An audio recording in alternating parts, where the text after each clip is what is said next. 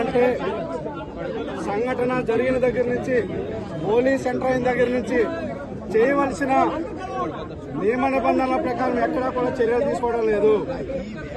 నిన్న జరిగి రాత్రి వరకు కూడా మేము అడిగే వరకు కూడా సీన్ ని సెక్యూర్ చేయలేదు.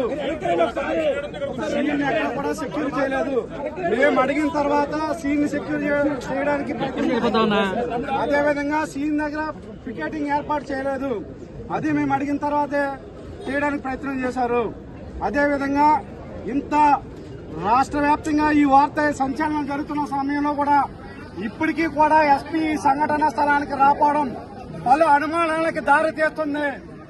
పోలీస్ డిపార్ట్మెంట్ మీద మాకు నమ్మకం కుదరడం లేదు. అందుకే మేము అందుకే మేము అడుగుతున్నాం, ప్రభుత్వాన్ని డిమాండ్ చేస్తున్నాం.